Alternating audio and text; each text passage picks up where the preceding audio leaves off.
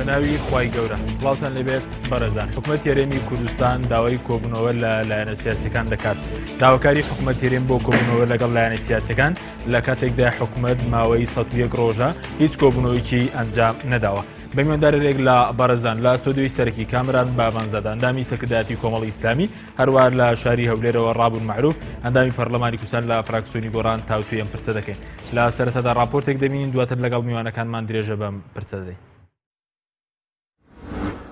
بانگەشتەکەی حکوومەتی هەرێم بۆ کۆبوونەوە لەگەڵ لایەنە بەشداربووەکانی حکوومەتی هەرێم و پەرلەمانی کوردستان کاردانەوە بە دوای خۆی داهێنێت. فراکسیۆنی کۆمەڵی ئیسلامیش لە پەرلەمانی کوردستان بەشداری کۆبوونەوەکە ناکات. مەڕوان گەڵاڵی سەرۆشی فراکسیۆنی کۆمەڵی ئیسلامی کوردستان لە کۆنگرێکی ڕۆژنامەنووسیدا ڕایگەیاند ئێمە وەک فراکسیۆنی کۆمەڵی ئیسلامی بەشداری ناکەین لەو کۆبوونەوەی و پێمان وایە ئەو هەڵوێستەی حکوومەت جددی نییە بۆ چارەسەری کێشەکانی خەڵکو و هەرکی پەرلەمانی کوردستانە چاودێری داهاتەکانی نەوت بکات و لێپرسینەوە بکات. لای خۆشیەوە شۆڕش حاجی و تەبێژی بزوتنەوەی گۆڕان بە پەیامی ڕاگەیاند. بزوتنەوەی گۆڕان بەشداری کۆبوونەوەکەی ئەنجومەنی وەزیران ناکات وتیشی ئەو کاری حکوومەت بۆ ئەوەیە شکستی خۆی بخاتە ئەسپەی لایەنەکانی دیکە. سکرتێری پەرلەمانی کوردستانیش بە حکوومەتی هەرێمەڵێت بێدار بنە و ڕێگەی ڕاست هەڵبژێرن ئەم جۆرە کۆبوونەوانە بێسوودن. فەخرەدین قادر سکرتێری پەرلەمانی کوردستان لە ڕاگەیاندراوێکە دەربارەی بانگهێشتەکەی حکوومەتی هەرێمەڵێت ئەبێت کۆبوونەوەی حکوومەت و پەرلەمان لە دانیشتێکی ئاسایی پەرلەمان بێت بە پێچاوانەوە ئەو کۆبوونەوانە سوودیان نابێت. لەلایەکی ترەوە ڕێکخراوی ستۆپ بۆ دژەگەندەڵی بانگهێشتەکەی حکوومەتی هەرێم بە نایاسایی وەسفەکات و داواکات حیزبەکان بەشداری نەکەن. ڕێکخراوی ستۆپ لە ڕاگەیاندراوێکە ئەوە خەتەر و کاری چاودێری و لێپرسینەوە لە پرسینەوت هەرکی پەرلەمانی کوردستان و پێویستە پەرلەمان کارا بکرێتەوە. بانگهێشتەکەی حکوومەتی هەرێم بۆ کۆبوونەوە لەگەڵ لایەنە سیاسیەکانی هەرێم و پەرلەمانتاران لە کاتێکایە ئێستا لە هەرێمی کوردستان ناڕەزایەتێکی گەورە لە شەقام هەیە و ئامادەکاریەکێک بۆ ئەنجامدانی خۆپیشاندانی بەرفراوان. حکوومەتیش بەم هەنگاوانە ئەوێت ناڕەزایەتیەکان کەم بکاتەوە.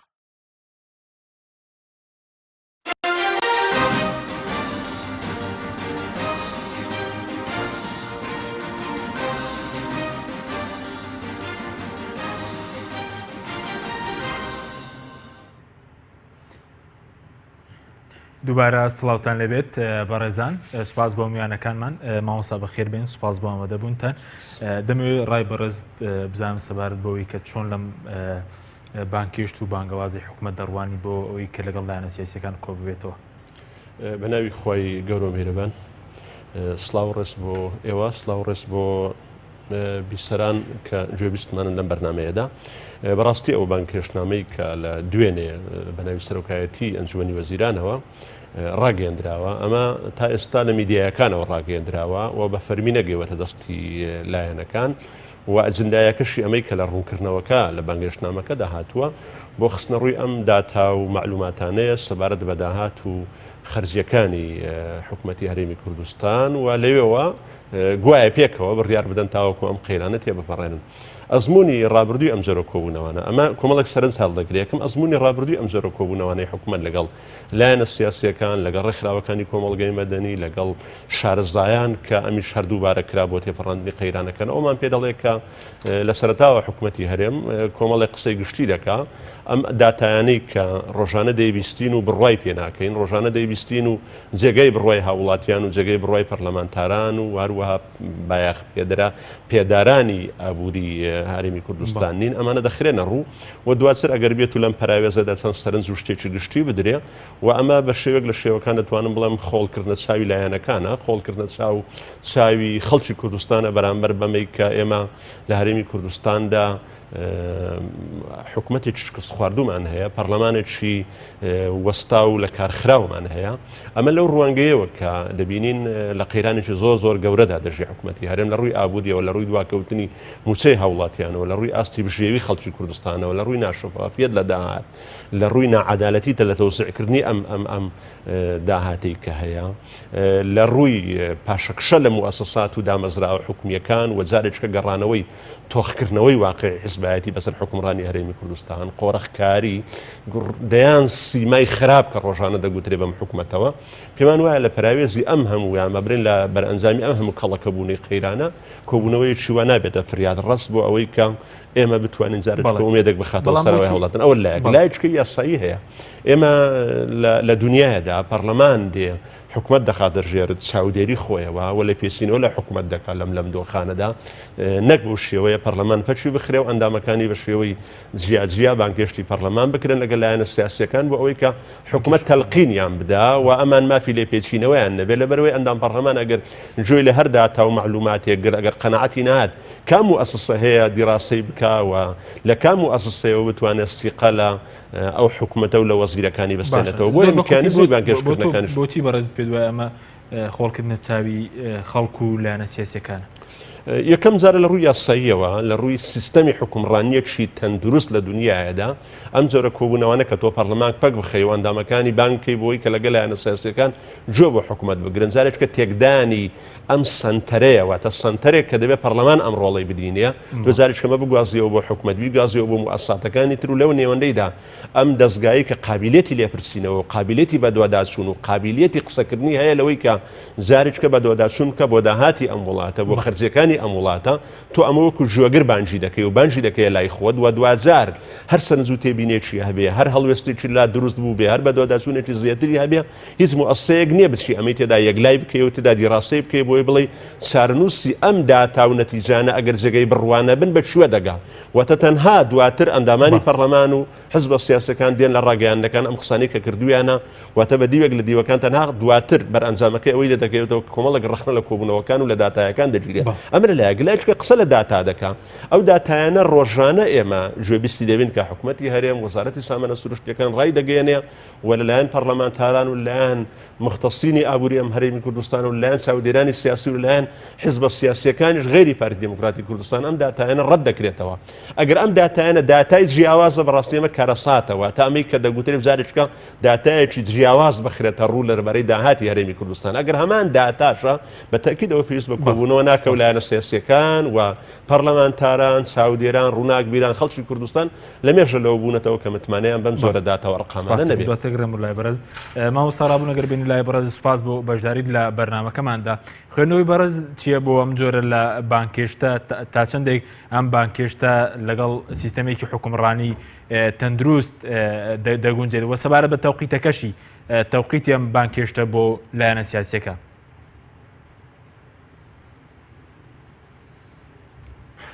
بەڵێ سڵاو لە ئێوە سڵاو لە میوانە بە ڕووزەکەتان سڵاو لە بینەرە خۆشەویستەکان لە ڕاستیدا حکوومەتی هەرێم شکستی خواردووە لە جێبەجێکردنی ئەو بەڵێنانەی بە خەڵکی کوردستانیاندا بوو و وزارەتی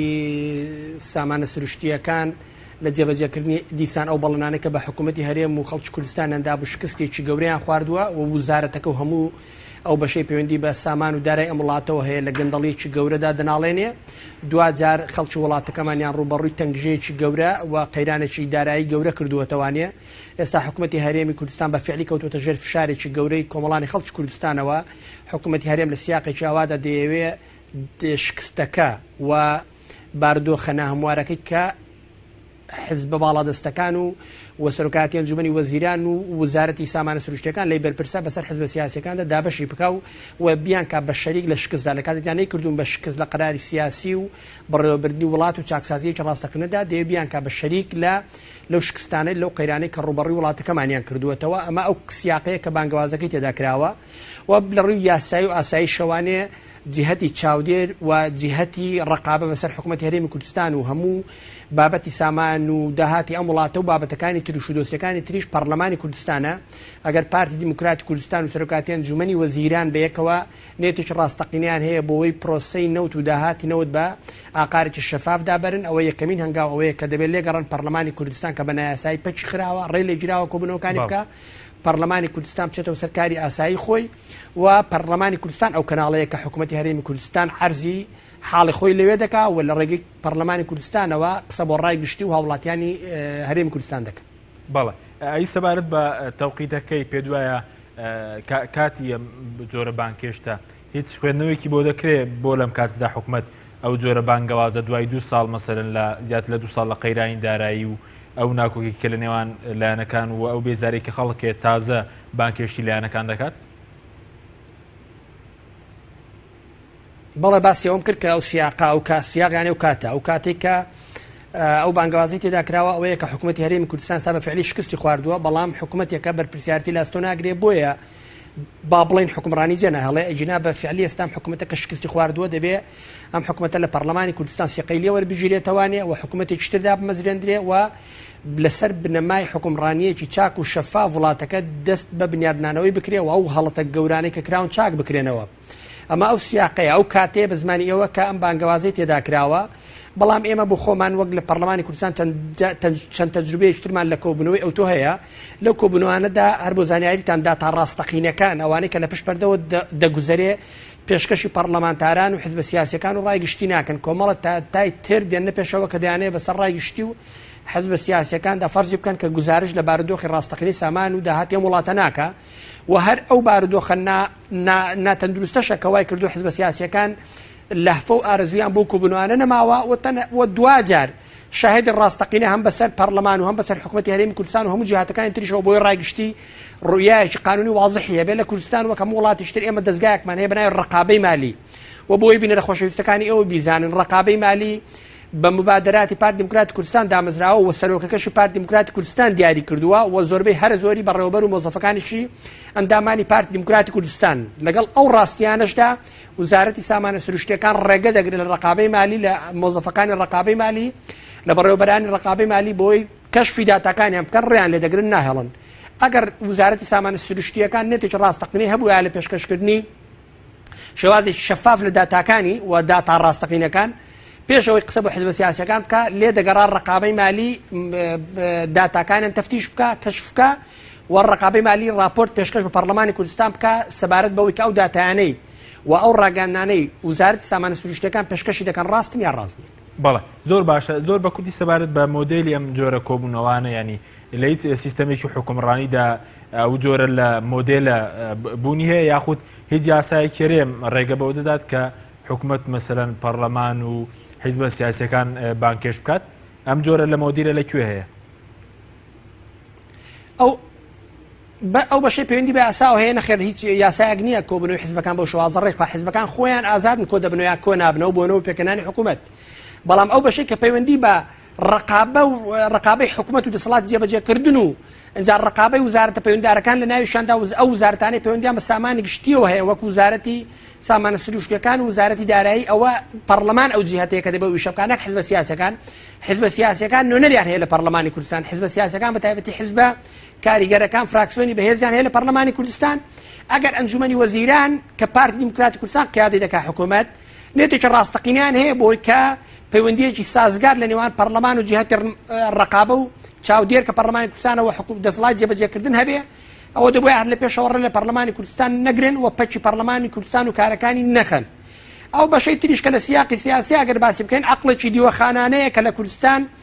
ڕێگوڕیشەی هەیە من پێم وایە حزبە سیاسیەکان نابێت ڕێ بدەن ئەم وڵاتی ئێمە بە عەقڵی دیوەخان بڕێوە بچێ دەبێت بە پێچەوانەوە ئێمە موەسساتمان هەیە موەسساتەکان بەهێز بکەین ڕاستە موەسساتەکان پەچیان کراوە بە درێژایی زیاتر لە 24-5 ساڵ ڕابردوو ئەزموونی حکومڕانی ئێمە بە عقارێک ڕۆشتووە کە نەیهێشتووە دامودەستگا و موەسساتی ڕاستەقینە و کاریگەردا بمەزرێ بەڵام دوجار ئەو حیزبە سیاسیان ئەو کەساتی سیاسیانەی کە فعلەن دەمانەوێ ئەڵگۆیەکتری حکومڕانی لە دوی نمونەیەکتری حکومڕانین نابێت ڕێ بدەین ئەم شێواز و عەقڵە لە حکومڕانی بەردەوام بێت لە کوردستان دەبێت ئەوانەی ئێستا دەسەڵاتیان هەیە ناچاریان بکەین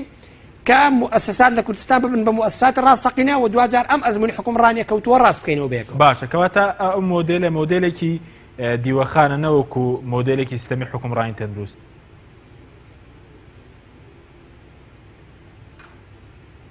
ئەو مۆدێلێکی حکومڕانی ناتەندروستەوە بە عەقڵ دیوەخان بڕێوە دەچێ بەڵێ سوپاس دەکەم دواتە گەڕێن و لای بەڕێز مامۆستا سەبارەت بەوەی کە مامۆستا ڕابوون باسی لەوە کرد کە مەسەڵەن ئەو کۆبوونەوە بۆەوەی کە شکستەکانی دیکە بخرێنە پاڵ لایەنەکانی تر ئێستا و شکستێک کە حکوومەت تێکەوتووە هەموو لایەنەکان لێی بەرپرسیارن یاخود کێ لێی بەرپرسیارە بەڵێ دەستەکان خۆشبێ خۆی ئەم کۆبوونەوەنە واتە سەوەڕ دەکەم هەنگاوێکی ترە بۆ زیاتر خاڵیکردنەوەی حکومڕانی هەرێمی کوردستان لە موئەسساتی و هەنگاوێکی ترە بۆ جارێککە تێکدانی جیاکردنەوەی دەسەڵاتەکان و لە بیربردنەوەی خەڵکی کوردستان کە دەسەڵاتەکان دەبێت جیا بکرێنەوە بە ئاقاری قوڵکردنەوەی قۆرەخکاریە بە ئاقاری لەستنەوەی هەموو مافەکانی مؤسساتەکانی ڕقابی وەکو ڕابوون باسی کرد وەروەها جارێککە خاڵیکردنەوەی بەهای حیزبایەتی و سوکردنی حیزبەکانی هەرێمی کوردستانە لە بەرامبەر بە حیزبی فەرمانڕەوا بەوەی کە وەکو ژوەگر بەڵام دەسڵاتیان نەبێت لەوەی کە بە دوواداچوون بکەن و قسە بکەن لە چارەنووسی داهاتی هەرێمی کوردستان و هەروەها بە شەریککردنی ئەم لایەنانە بۆی کە دوزار بڵێ قسەمان بۆ کردن و گوێیان کرد باشە بەڵام ئێستا حیزبەکان بەلەوەی کە بەشداریش لەم کۆبوونەوەی بکەن لە مەسلەیدا هەر گوێگرنی بەدڵنیایەوە حیزبەکانی هەرێمی کوردستان و ئاستی بەرپرسیارەتیان لە ئەم دۆخی کە تێدایەتی بە تاکید حیزبەکانی هەرێمی کوردستان بەرپرسیارەتی گەورەیان لە ئەستۆدایە بەوانەیە کە لە حکوومەتدان و بەوانش کە لە حکوومەتدانین تو حسابی ئەوە بکە هەموو پارتێکی سیاسی کاتێک کە دادەمەزرێ و خەبات دەکا و بەڵێن بەدەنگ دەرەکانی دەدا قسە لە گۆڕانکاری و لە هەڵوێز دەکا قسە لە بەرەو پێشچوونی شێوازی حکومڕانی دەکات لە وڵاتکەوە تامە ئەرچێکە لەسەر هەموو پارتە سیاسەکانی هەرێمی کوردستانە بەوەی کە ئەم ڕۆڵە بدینن لە حکوومەتن ویان لە دەرەوەی حکوومەتن و ڕۆڵیان هەبێت لە دروستکردنی فشار لە گەیاندنی پەیامەکانیان لە زۆژدانی خەڵک بۆ ئەوەی کە ئەم سیستەمە حکومڕانی بەم شێوازە درێژە نەچێشێەوە ئەوانەی کە ئەمڕۆ لە حکومدان بە تەکید من واتە سەوڕ دەکەم ڕاستە ئاستی بەرپرسیارەتی و تاوانباریان لەم دۆخەدا جیاوازە تۆ ناتوانانی هەمویان بخێ ئەگەر بێت و تاوانی گەورە لە ئەستۆی پارتی دموکراتی کوردستاندا بێ بۆی کە زۆربەی جونگە هەستیارەکانی ئەم ڕۆی حکومڕانی لە هەرێمی کوردستاندا بەدەستەوەیە و تاوانباری دووەم خێنە سەر ئەستۆی یەکێتی نیشتیمانی کوردستان ئەوە دەکرێت بڵێن تاوانی زۆرێک لەوەی کە فشارێکی گەوریان دروست نەکردووە و لە حکوومەت نەکشاونەتەوە و هەڵوێستەکانیان بۆ ئەندازەیە نەبووە کە هەژینێک لە شێوازی حکومڕانی دروست بکە لە هەرێمی کوردستاندا و بە ئەندازەیەک مساهارەی ئەو بارودۆخەیان کردووە بە دڵنیایی هەو ئەمڕۆکە لایەنەکانی تریش کە بەشدارن لە حکومەت لە غێری یەکێتی و پارتی ئەوانش بەرپرسیارەتێکی گەوریان دەکەوێتە ئەستۆ لەم دۆخی کە ئێستا هەیە. بەڵێ زۆر باش سەبارەت بۆی کە ئێستێمە دەبین حکومەت داوای کۆبوونەوە دەکات لە حیزبەکان بەڵام خۆی 101 ڕۆژە هیچ کۆبوونەوەیکی ئەنجام نەداوە ئایا بەکاری خۆی هەستەی باشتر نیە ژیانی خەڵک باش بکات نەوەکو کۆبوونەوەی حیزبە سیاسیەکان بکات ئەوەشمان پێدەڵێ ئەگەر بێت و ئێمە ئەمڕۆکە بڵێن حیزبە سیاسەکان و پەرلەمانتاران بە شێوەیەک دەیەوێت بکاتە جوێگر بۆ حکوومەتەکە وەرە لەو حکوومەتەکەش ئەمن واتە سەوڕ دەکەم سەرۆکاتی ئەنجومەنی وەزیران دەیەوێت وەزیرەکان بکات بە جوێگر بۆ ئەم جۆرە کۆبوونەوەنە لەبەرەوەی کە تۆ ئەنجومەنێکی وەزیران کە زیاتر لە 3 مانگ و 10 ڕۆژ کۆبوونەوەی نەکرد بێ و هیچ بەرنمەیەکی نەبێ بۆی کە چۆن لەگەڵ ئەم حیزبە سیاسیانە و لەگەڵ پەرلەمانتارەکان دادەنیشیە و ئەمە نیشانەوەیە کە کابینە وەزاریەکە بە شێوەیەکی گشتی جگە لە سەرۆکایەتی ئەنجومەنی وەزیران هیچ وەردەکاریی دەربارەی ئەم داتا و داهاتەی وڵات لەبەردەستانیە حکوومەتێک کۆنەبوو بێتەوە و حکوومەتێک ئەنجومەنی وەزیرانەکەی بە ئەندازەیەک پێکەوە ئەمە نیشانەوەیە کە بەشداردین لە بڕیاردان چکە سناوەی ئەم 3 مانگەی کۆمەڵی گۆڕانکاری زۆر گەورە ڕوویداوە نیگەرانی هاوڵاتیان بەڕێکردنی نەوت ئەم ڕەخنە و قسانەی لەسەر پرسی شێوازی حکومڕانی و لەسەر داهات و لەسەر خەرجەکان دەکرێت هەمووی ئەوەی بوو کە ئێستا ئەندامانی ئەم کابینەیە هەمویان وەکو یەک پێکەوە خاوەنی معلومات و خاوەنی بە شێوەیەک لە شێوەکان هەمویان پێکەوە پارێزەرێتیان بۆ ئەم کابینە بکرد باە بۆیە تۆ لە کاتێکدا حکوومەت داوای ئەم کۆبوونەوە لە ئەم کۆبوون و لایەنەکان و لە پەرلەمانتاران دەکات ئەم یەکدەنجی و کۆدەنجی لە ناو ئەنجومەنی وەزیرانش دروست نەکردو بۆی کە پێکەوە پارێزەرێتی بۆ ئەم کابینەیە بکەن و وەزیرەکان لەم کۆبوونەوەی دەیان دەبێت بێدەنگ بن بەرامبەر بەو داتا و ئەرقام و واقعانەی کە ئەمانش تێدا بێ ئاگان یان دەبێت پارێزەرێتێکی ناحەقی ئەم حالەتە بدەن کە سەرۆکایەتی ئەنجومەنی وەزیران دەیخاتە ڕوو بۆ ئەم بابەتانە بەدیوێشتر ئەگەر بێت و حکوومەتی هەرێمی کوردستان بیەوێ هەموو حیزبە سیاسیەکان و پەرلەمانتارەکان و موەسسەی پەرلەمان بکە بە پاشکۆی خۆی و دەوری ڕئیسی خۆیان لێوەرگێتەوە واتە سەوڕ دەکەم سەرۆکایەتی ئەنجومەنی وەزیران دەیەوێت لەگەڵ وەزیرەکان و لەگەڵ کابینە وەزاریەکەی خۆشی ئەمە بکە کۆنەبوونەوەیان و گفتوگۆنەکردنیان و ناشەفابوون لە بەردەم ئەوان و بێدەسڵاتیان بەرامبەر بە هەموو گۆڕانکاریەکان و ڕۆژانە نیگەرانی دەربڕینی وەزیرەکانی ئەم کابینەی هەموو ئەمانەمان زۆر باشە هۆکارچی کە حکوومەت مەسەلەن ڕاگەیاندراوە لە ڕاگەیاندراکان بڵۆن لە سایتی فەرمی خۆی بڵاو دەکاتەوە بەڵام تاکو ئێستا مەسەلەن بانکێشتی فەرمی بۆ لایەنە سیاسیەکان نەناردووە پێ دوایە تەنها بۆ ڕاگەیاندراوێک و هۆکارەکەی چی کە تا ئێستا مەسەن ڕاگە ئەوەی بفەرین بۆی خۆی لە سەرتاوامە لەسەر دەستی یەک لە ئەندامانی سەرکردایەتی پارتی دموکراتی کوردستان کە ڕاوێژکار لە ئەنجومەنی وەزیران ئەم بابەتە هاتەکەیەوە دواتر بوو بە ڕاگەراناوێکی فەرمی لەلایەن سەرۆکاتی حکوومەتی هەرێمی کوردستانەوە تەسەوڕ دەکەم لە کەناڵەکانی ڕاگەیاندنە لەبەرەوەی لە سەرەتاوە پێویستی بۆی بزانە ئەمە چەندە کاردانەوەی لایەنەکان و پەرلەمانتارانی لێ دەکەوێتەوە ئەمە لەلایەک و تاکو ئێستاش هیچ داوەرنامەیەکی فەرمی بۆ لایەنەکان نەنەردراوە لایەنەکانش لەو بارەیەوە ئەگەر بێت و هەڵوێستیان دەربڕی بێ لە ڕوانگەی ئەم ڕاگەیاندنەی سەرۆکاتی ئەنجومەنی وەزیرانەوە ئەویان دەربڕیوە و ئەمە من وا تەسەوڕ دەکەم یعنی سەرۆکاتی حکوومەتی هەرێمی کوردستان پێدەچێت کەمتر ئاگای لە نیگەرانەکانی شەقام بێ و پێدەچێت ئەمیش بۆ ئەندازەی گەورەی قەیرانەکە ئاگای لە بارودۆخەکان نەبێ ئەجینا ئینسان ئەمەی لە دەخوێندرێتەوە لە ڕوانگەیان پەیامەوە ئەمەی ئەم قەنەعەتەی لە لای خۆی دروست کرد بێت کە دەکرێ ئەگەر بێت و لایەنە سیاسەکان ئامادەی ئەم کۆبوونەوە نەبن بە شێوەیەک لە شێوەکان بیانوو دەخاتە بەردەم هاوڵاتیانی خەڵکی کوردستان کە ئێمە لە دوومان ناردن بۆی کە بێن بەرچاوڕوونیان هەبێ بەڵام خۆیان نەهاتن و ئەگەر بێت و بەشدار بن وەکو ژوێگەر و قدرەتی بە دوواداچوونیان نەبێ و پەرلەمانێکی کارامان نەبێت دواتر بە دوواداچوون بە داتایانە بکە ئەمە جار لە دواتر بکە بە بیان و بڵێ بیکاتە پانساوێک بۆی کە هەمویانمان پێکەوە بڕیارماندا و پێکەوە جۆمان لێ ڕاگرتن و بە هەموو لایەکمان خسمانە بەردەستیان و بە بەرچاوڕوونی ئەوانش قەنەعەتیان کرد بە هەردوو دیوەکە من پێم وایە سەرۆکاتی هەرێمی کوردستان دەوێت تەوزیفی ئەم باگەشتنامە بکە. بەڵە زۆر باشە دەگەڕێم وڵات ماوەستا ڕابوون ئەگەر بگەڕێنەوە لای بەڕێستان سەبارەت بۆی کە پێ دوای ئەم جۆرە لە کۆبوونەوەوانە هیچ لە ژیانی خەڵک بگۆڕەیە هیچ شەفافیەتێک لە مەسەلەی نەوت و هەوڵێک بێ بۆ تێپەڕاندنی قەیرانی دارایی بەڵێ جارێ هەر لە بنەڕەتەوە بانگوازکردن بۆ کۆبوونەوەوانە بۆ چارەسەرکردن نییە بۆ زانیاریتان و بانگوازەکەی خودی حکوومەتیش باسیەوە ناکە کە ئەم بانگواز دانیشتە بۆ چارەسەرکردنە بە پێچەوانەوە ئەو دانیشتنە بۆ ئەوەیە کە کۆمەڵێک داتای ناڕاست هۆشیاریەکی شێوا و بە سەرڕای گشتی و حیزبە سیاسیەکان دابسەبێنن واتە دۆخێک ڕاستیەک شێوێنراو واتە کۆمەڵە معلوماتی ناڕاست وەکو ڕاستی پێشکەش حیزبە سیاسیەکان بکەن و قەرزاریان بکەنەوە ئەوەی بە زمانی سادەی خەڵکی و شعبی پێی دەڵێن منجەڵەکە بەسەر کۆمەڵە حیزبی بێدەسەڵات و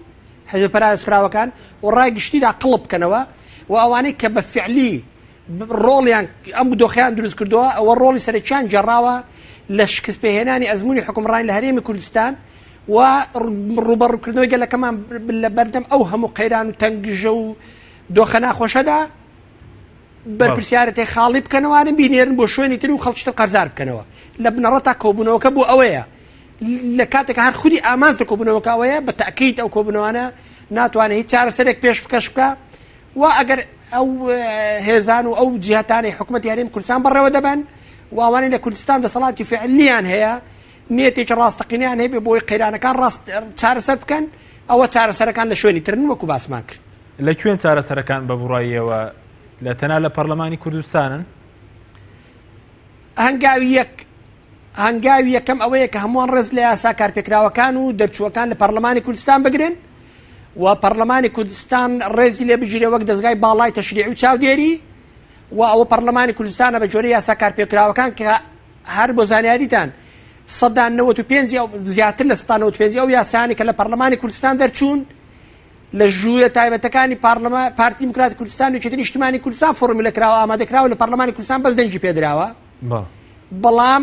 ئێستا ئەو جیهاتانە کەم بەسمان بە پلەی یەکەم پارتی دموکراتی کوردستانە کە حکومەت بەڕێوە دەبا ڕێز لەو یاسایانە ناگرێت کە خۆی فۆرمولەی کردو ئامادەی کردوون ئەگەر پارتی دموکراتی کوردستان نێتێکی ڕاستەقینی هەیە بۆ ئیسلاحێکی ڕاستەقینە و بنەڕەتی ئەوە هەنگاوی یەکەم ئەوەیە کە ڕێز لە یاسا کارپێکراوەکان بگرێ و ڕێز لە پەرلەمانی کوردستان بگرێ لێگەڕن پەرلەمانی کوردستان بچێتەوە کاری ئاسایی خۆی دواتریش هەموو حیزبە سیاسیەکان ڕێز لە باڵادەستی پەرلەمانی کوردستان بگرن بەسەر وەک دەستگای چاودێر بەسەر هەموو دەستگاکانی جێبەجێکردندا کە بە پلەی یەکەم حکوومەتی هەرێمی کوردستانە بەڵە زۆر باشە بەڕێستان پێتان وایە ئەم ڕاگەندراوە تعبیر تەنها لە پارتی دموکراتی کوردستان دەکات لە ناو حکوومەتدا یاخود تعبیرشە لە مەسلەی تیمی وەزارەیەکێتی نیشتیمانی کە بە ناوی سەرۆکایەتی ئەنجومەنی وەزیران بڵاوکراوەتەوە من معلوماتی دقیق لەو بارەوە نییە بەڵام بەڕێز جێگری سەرۆکی حکوومەت و تیمەکەی کە گروپی یەکێتی نیشتیمانی کوردستان لە حکوومەت پێک دێنن بە دیدی من حەق قسە بکەن لەو بارەوە دیدی خۆیان ڕوون بکەنەوانێ کە ئەوان هەم دیدیان بەرامبەر سیاسەتی حکوومەت لە پەیوەند بە سامانی گشتی و داهاتەکانی نەوتەوە چییە و هەم دیدی ئەوان ئایا هاو کۆک و هاو تەبایە لەگەڵ سیاسەتی حکوومەت سەبارەت بۆ قۆیرانانە ڕوبەڕووی هەرێمی کوردستان بووەتەوە یان دیدێکی جیاوازیان هەیە من پێم وایە ئەوە ئەرچی ئەو برە بەڕێزانەیە کە دیدی خۆیان ڕووکەنەوە و ئەرچی ئەوەشە پرسیار لەوان بکەن نەک لە ئێمەمان. بەڵێ زۆر باش سەبارەت بەوەی کە لایەنەکانی تر مەوەسمەوە بوو کە ئێستا خەڵک مەسەلەن نیگەرانی هەیە و سەبارەت بەوەی کە مەسەلەن ئەو چوارلایەن ناتوانن فشار دروست بکات پێ دوایە دەبێت ئەوان چۆن مامەڵە بکەن لە کاتێک کە یەکێتی مەسەلەن خۆی بەشدار بێت لەم ڕاگەندراوە دەتوانرێت لایەنەکانی تر ئەوانەی کە بەشدارن لە حکوومەت فشار دروست بکەن.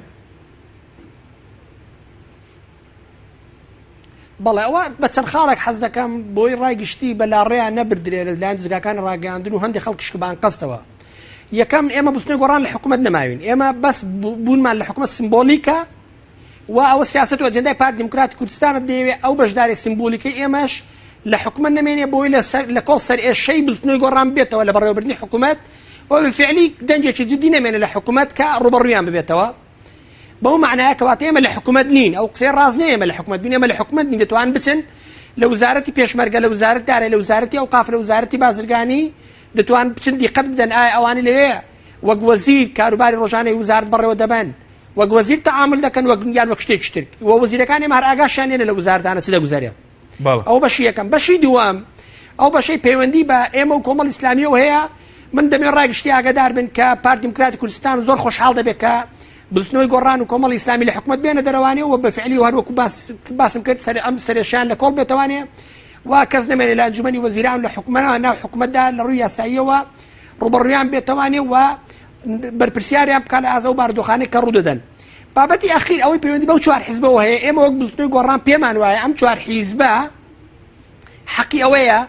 یان خۆیان یەکلا بکەنەوە لە بەردام ڕایگشتی کە ئەوان پشتیوانی لە ئەو بارودۆخی ئێستا دەکەن و پشتیوانی لە سیاسەتەکانی حکوومەتی هەرێم دەکەن لە پەیوەند بە داهات و سامانی ئەم وڵاتە و سامانی نەوت و موچەی هاوڵاتیان یان ئەم چوار حیزبە پێویستە بەیەکەوە هەڵوێستێکی یەکگرتومان هەبێ بۆی هەڵوێستەکانمان کاریگەری هەبێ ئەجنە ئەم چوار حیزبە بەیەکەوە ئەگەر هەڵوێستێکی یەکگرتومان لە بەردەم یان لە بەرامبەر ئەو بارودۆخی ئێستا نەبێ هەڵوێستە جیاجیاکانمان هیچ کاریگەریی ئەوتۆی نابێ ناتوانێ پارتی دیموکراتی کوردستان و ئەنجومەنی وەزیران ناچار بکات کە بە سیاسەتی پیادەکراوی ئێستایدا بچێتەوە. بەڵێ بۆچی بەڕێزت پێ وایە کە پارتی ئەگەر کۆمەڵی ئیسلامی و بزوتنەوەی گۆڕان لە حکوومەت بکشێنەوە خۆشحاڵ دەبێ و سەرێشەی لە کۆڵ دەبێتەوە یان تەناو دوو حیزبە ینی سەرێشن بۆ پارتی لە ناو حکوومەتدا؟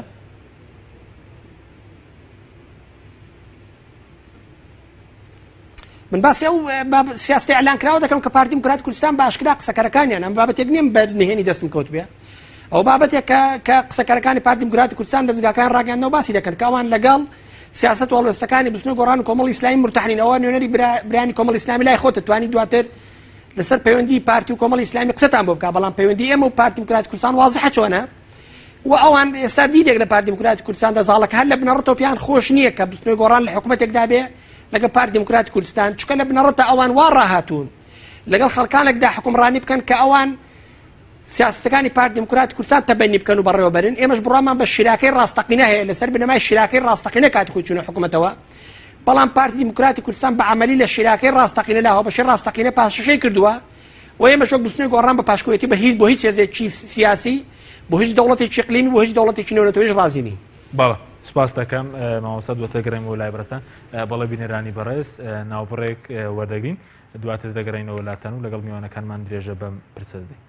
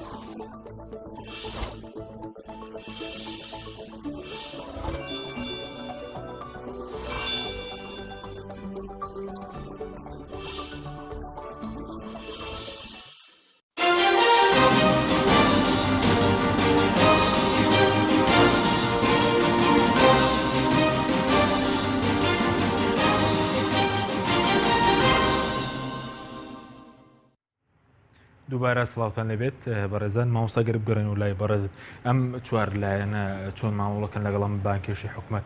بە تایبەتی کۆمەڵی ئیسلامی پێ دەبێت چۆن مامەڵەیەکی لەگەڵدا بکرێت بەشدار بن بەشدار نەبن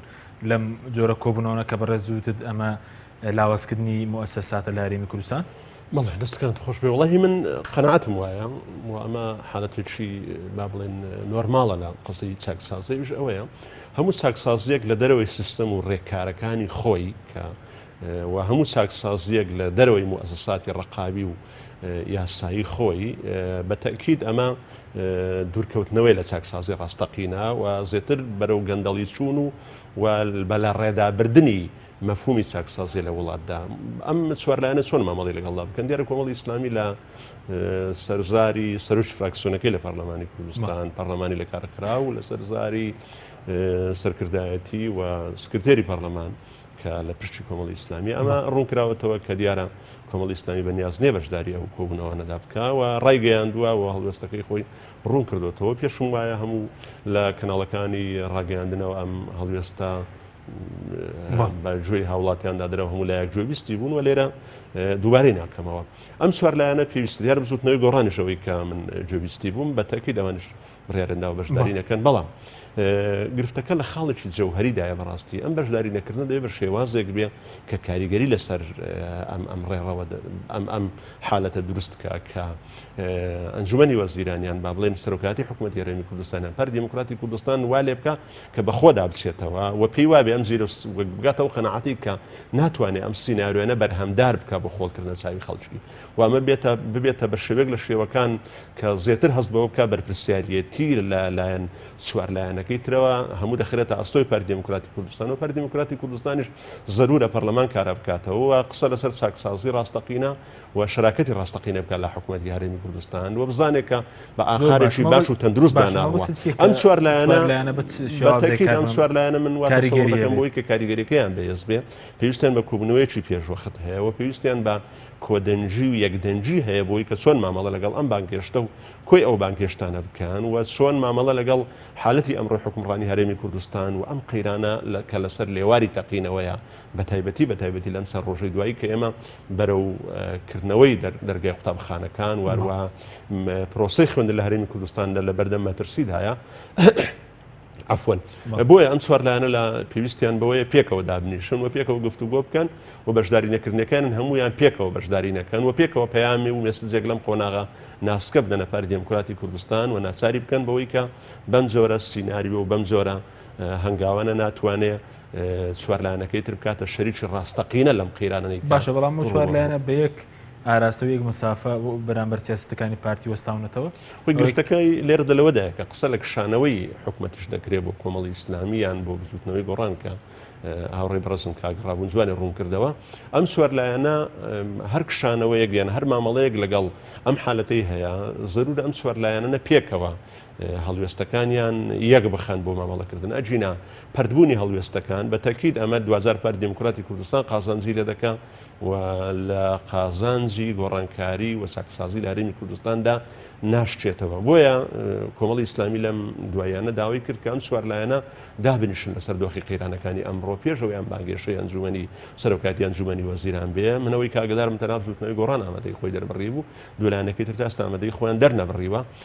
کۆمەڵ بۆچی داوای و کۆبوونەوە چوار قۆڵێکت بە چمە وەستێک هەر لەو چوارچێوەیە کە ئەمڕۆکە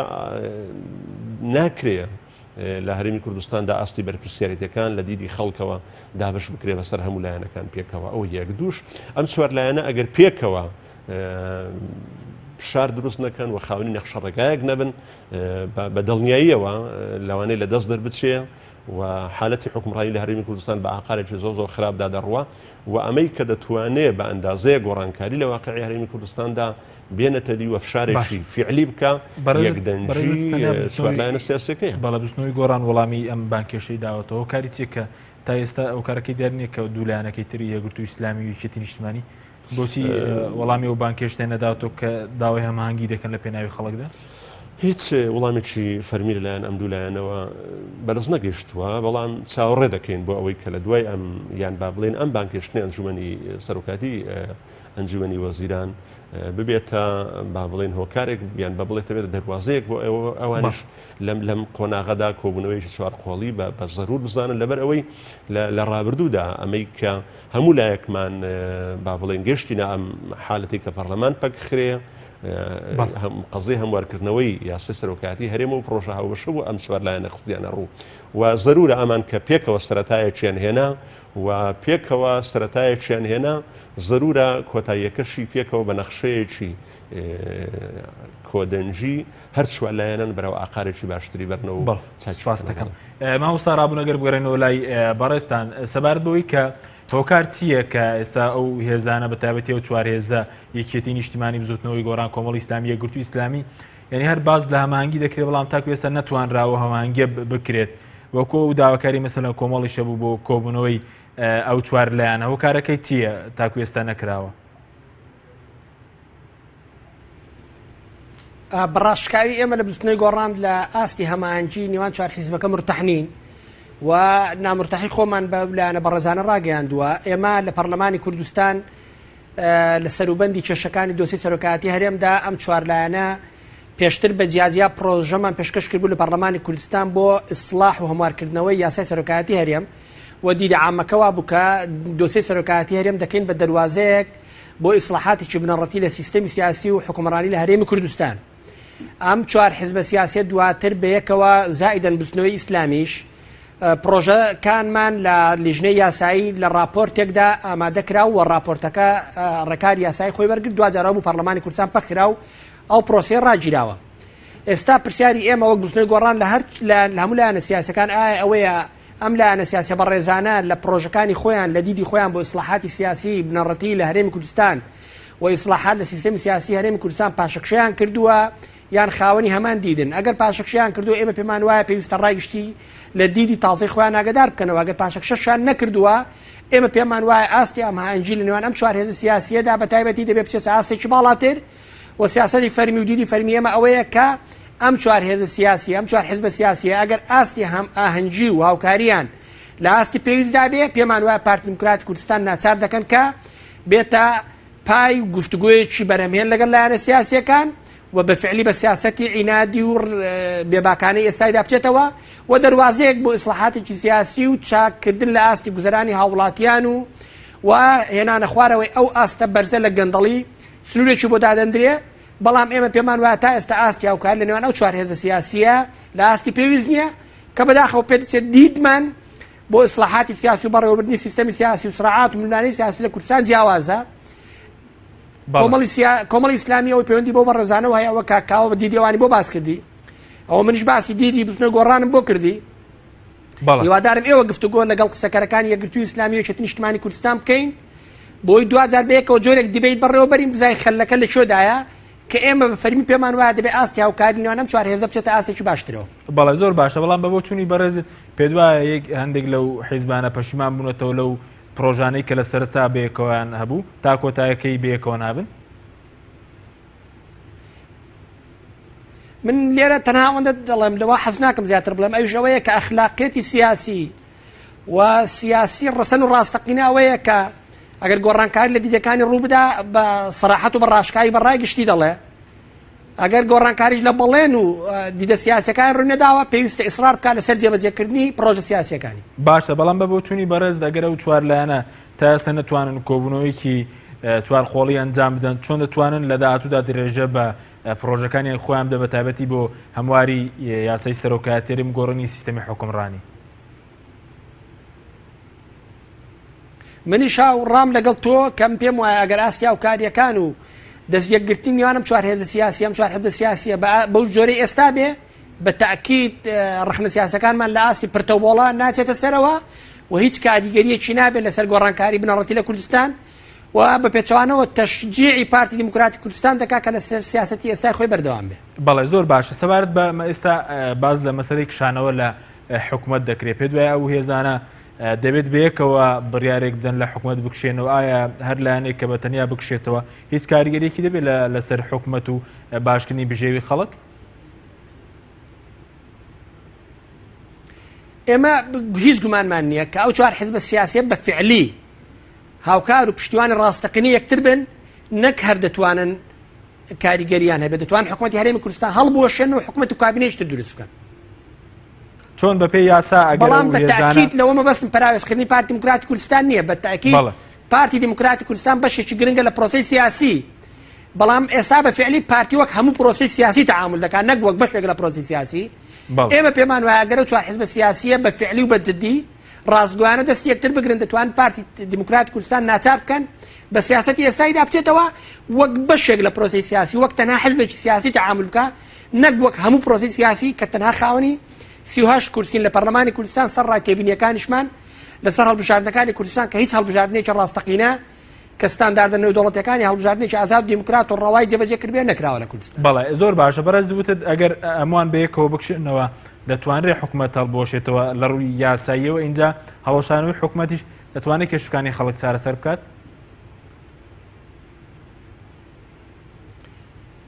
جارە خۆ بەخۆ مەرج نییە بکشێنەوە من نەموت هەمووان بەیەکەوە بکشێنەوە وتم هەمووان بەیەکەوە هەڵوێز وەربگرن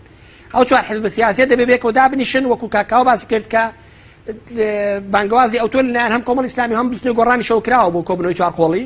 بەڵام بەداخەوە تا ئێستا وەکو کاکاوە ڕوونی کردەوە جێبەجێ نەبووە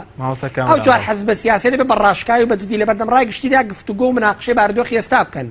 ئایا ڕازین بە بەردەوامبوونی باردۆخی ئێستایان ناڕازین ئەگەر ناڕازین بەیەکەوە بە فعلی ئەگەر بە فعلی و ڕازگویانە ئێمە ڕازین دەبێ ئەم چوار حزب سیاسیە مناقشەی بەدیلی جۆراوجۆر بکەن ئەم چوار حزب سیاسی هەم لە پەرلەمانی کوردستان زۆرینەن هەم لە ناو خەڵکی کوردستان لە شەقامی کوردستان زۆرینەن و لە کۆمەڵێک کورسایی دۆسیە و بواری جۆراوجۆرە قورساییمان بەیەکەوە لە پارتی دیموکراتی کوردستان زۆر لەوە زۆرترە کە پارتی دیموکراتی کوردستان بێباکانە سەیری هەڵوێستەکانمان بکە و جۆمان لێ نەگرێ من پێم وایە ئەگەر ئێمە ڕازگۆ بین لەگەڵ یەکتردا دەستیەک بگرین لەگەڵ پرۆژەکانمان ڕازگۆ بین من هیچ گومانم نییە پارتی دیموکراتی کوردستانی جۆمان لێ دەگرێت من بۆ خۆم کە ئەندامی شاندی گفتوگۆی حزب پێنج قۆڵی حزب سیاسەکانیش بووم بۆ وازحی ئەوم دەبینی کە پارتی دیموکراتی کوردستان دەیانبینی ئاسی هاو ئاهەنگی و هاوکاری و پشتیوانی یەکتری نێوان ئەم چوار حزب سیاسیە بەقەت ئەوە نییە کە پارتی دیموکراتی کوردستان ناچار بکات بە سیاسەتەکانیدا بچێتەوە هەر بۆیەش پارتی دیموکراتی کوردستان ئەو ڕێگەی گرتە بەر کە وڵاتەکەمانی ڕوبەڕووی ئەم هەموو تەنگیژە و قەیرانە کردەوە. بەڵێ سوپاس دەکەم مامۆستا کامران سەبارەت بەوەی کە ئێوە وەکو کۆمەڵی ئیسلامی هیچ پاشەکشەیەکتان کردووە لە پرۆژەکانی خۆتان؟ دڵنیاییەوە ئێمە پاشەکشەمان نەکردو لە پرۆژەکانی خۆمان و پێم وایە بابەتەکە ئەو نیکە ئێمە پاشەکشەمان کردو لە پرۆژەکانی خۆمان گرفتەکەی لەوەیدا هەموو ئەو پرۆژانی کە هەمان بووە لە پەرلەمانی کوردستان و لە کاتی بانگەشەی هەڵبژاردنەکان بە دەنگدەر و جەماوەری خۆمان داوە ئەم واقعی هەرێمی کوردستان لە ئێمە دەبێت لە واقعدا بەردەستە باشە دەست پێشخەر بوونە بۆ مەسەلەی ئەوەی کە ئەم چوار لایەنە تا کۆتایی بێکۆبن بە ئاراسی باسکردنی خەڵک گرفتەکەی لەمەدایە ئەم چوار لایەنە بە ئەندازەیەک کاتی خۆی لە هاواهەنگی نێوان یەکگرتووی ئیسلامی و وارووا بزوتنەوەی گۆڕان و کۆمەڵی ئیسلامیش لە خۆپیشاندنەکانی دوای هەفتەی شوباتی 2011 دامەن گوتووە ئێمە هەژمونێکی نیگەرانی و ناڕەزایی شەقام بە ئەندازەیەکی باش ئێمە یەخستووە بەڵام ڕێکەوتنامەیەکی استراتیژی هاوپەیمانەتێکی استراتیژی نووسرا و بە دیاریکردنی ئەرکومافەکان لە بینی ئەم سێ لایەنەدا نەبوون و ئێستاش ئەم چوار لایەنە پرۆژەیە کۆی کردنەوە لە پەرلەمانی کوردستان و هەروەها کۆمەڵێک هەنگاو کۆی کردنەوە بەڵام بە شێوەیەکتر هاوپەیمانێتێک لە نێوان ئەم لایەنە دانیە و زۆر جار دەتوانین بڵێن هاوپەیمانێتیش ئەگەر زۆرێک لە نیەتپاچی و زۆرێک لە بابرین ڕاشکاوی لەو قسانێک کە ڕابوو کردی نەبێ بە تاکید ئەمە ئەنجامی نابێت خۆ لە بینی یەکێتی نیشتیمانی کوردستان و بزوتنەوەی گۆڕانە ڕێکەوتنامەیەکی فەرمی مۆرکرا بەڵام دەبینین ئێستا نەگەیوە تا ئاستی ئەو هاو ئاهەنگیە کە بتوانێت فشار لەسەر پارتی دموکراتی کوردستاندا دروست بکات ئێمە ڕۆژانە بانگەشەوەی بۆ دەکەین کە لەگەڵ یەکگرتووی ئیسلامی کوردستان و بزوتنەوەی ئیسلامی و ئیسلامیەکان بەرەو هاو هەڵوێستی و بەرەو هاوئاهەنگی دەڕۆین کە بەڕاستی من دەڵێم ئەرچی کۆمەڵی ئیسلامی و بزوتنەوەی گۆڕان لە بەرامبەر بە یەخستنی ئەم لایەنانەی تر ئەرچێکی زۆر قورسترە لەبەرەوەی من پێمان وایە یعنی دەبێت جارێککە ئەم لایەنانە بێنەوە جارێککە لە هاوپەیمانەتێکی ڕاستگۆیانەوە لە هاوپەیمانەتێکی ڕاشکاوانە جارێککە ئێمە بین بە وردی قسە لەگەڵ یەکتر بکەین تا کوێ لەگەڵ یەکترین و تا کوێش لەگەڵ ئەو بەڵێنان و لەگەڵ ئەو پرۆژانەی کە پێشکەوتمان کردم ڕاستگۆ بن. کۆمەڵی ئیسلامی سەبارەت بە ئەو پرۆژەیە کە پەرلەمانی لەسەر پەکخرا لە بۆ هەموارکردنەوەی یاسای سەرۆکایەتی هەرێم و هەموو ئەمانەی کە با بڵێن لەلایەن هێزی دەسەڵاتەوە کۆمەڵی ئیسلامی ڕۆژانە لەسەری اتهام دەکرێت لەسەر هەڵوێستانی کۆمەڵی ئیسلامی لەسەر هەڵوێستەکانی خۆی سوورەوە پێم وایە شەقامی کوردی و بە ئەندازەیەکی باش خەڵک شایەدی و گەواهی ئەو ڕاستیە ئیسلامی دەدەن. سپاس دەکەم. ماوەستا ڕابوون ئەگەر زۆر بە کورتی سەبارەت بەوەی کە بەڕێز لەسەر تاوتە دەم جۆرە لە کۆبنەوەیان حکوومەت و لایەنە سیاسیەکان مۆدێلێکی دیوەخانەیە و کێشەکان چارەسەر ناکە. ئەی چارەسەر چییە بۆ ئەم دۆخەی کە خەڵک تێیدا ئەو دۆخە خراپەی کە ئێستا هاوڵاتیان هەرێم تێیدا؟ زۆر بەڕاشکاوی چارەسەر ئەوەیە کە پارتی دیموکراتی کوردستان بخرێتە سیاقێکەوە کە تێبگا ئەم بارودۆخەی ئێستا ناتوانرێ بچێتە سەر و ئەم بارودۆخە بۆم ئاقارەدا بڕە گەلەکەمان وڵاتەکەمان ڕوبەڕووی قەیران و تەنگژەی ترسناکتر دەبێتەوە و ئەم قەیران و تەنگژانە 2000 پارتی دیموکراتی کوردستانیش دەگرێتەوە. ئەمە بەچی دروست دەکرێت بە هاو ئاهەنگی و هاوکاریکردنی نێوان چوار حزب سیاسیەکە. بۆیە من بە پێچەوانەی کۆبوونەوە لە ئەنجومەنی وەزیران و سەپاندنی کۆمەڵە داتای ناڕاست بەسەر ڕای گشتی و حزب سیاسەکاندا داوا دەکەم بە فعلی چوار حزب سیاسەکە کۆ ببینەوە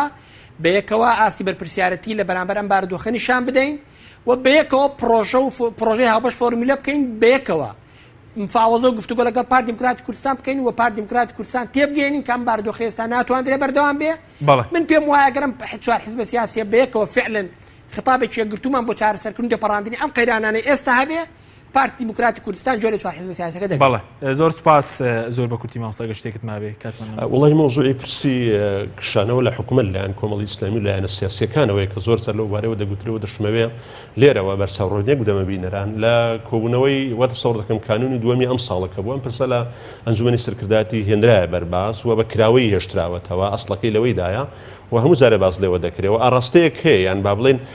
فاکتەرێک هەیە لەوەی کە سەیری شێواسی حکومڕانی و نەبوونی شەراکەتێکی ڕاستەقینەوە ئەم گەندەڵی و نیگەرانی هاوڵاتیان و هەموو هۆکارانەی باسی لێوە دەکەین و ڕۆژانە ئەم شارەی کە دەنگدەران لە سەرمانن ئەوەیە کە کۆمەڵی ئیسلامی لە حکوومەت بکشێتەوە بەڵام ئەم هۆکاری کە بە ئەندازەیە گەیاندوێتی ئەمەی کە تاکو ئێستا نەکراوەتەوە بریتە لە نەبوونی ئەو هەنجەی نێوان سوار لایەنەکان و پێمانەوە کۆمەڵی ئیسلامی بە تەنیا بکشێتەوە ئەگەر بێت و ئەوە هەنجێک لەگەڵ لایەن سوار لە سێ لایەنەکەی تر نەبێ بووە بۆ ئەم کشانەوەیەوە پێکەوە کاریگەری نەبێت لەسەر گۆڕانکاری لە سیستەمی حکومڕانی لەوانەیە بە تەنها کشانەوەی کۆمەڵی ئیسلامی ئەم کاریگەری نابێت تەنها ئەوەندەیە ئەوانەی کە نیگەرانن لە حکومەت دڵسۆزیان بۆ ئەوەی کە ئەو بەردانەی لە ئەنجامی زوڵم لە حکومەت دەگیرێ ئێمەشی بەرنەکەوین ئەمەش بە تەنها خواستەکان دابین ناکات. زۆر سپاس بۆرێک لە بەڕێزان کامران بابانزادە ئەندامی سەرکردایەتی کۆمەڵی ئیسلامی و ڕابوون معروف ئەندامی پەرلەمانی کوردستان لە فراکسیۆنی گۆڕان. سوپاسی بۆ بینەرانی بڕێز سوپاس بۆ ئەوکارانم تا بەرنامەیەکی تر خواتان لەگەڵ.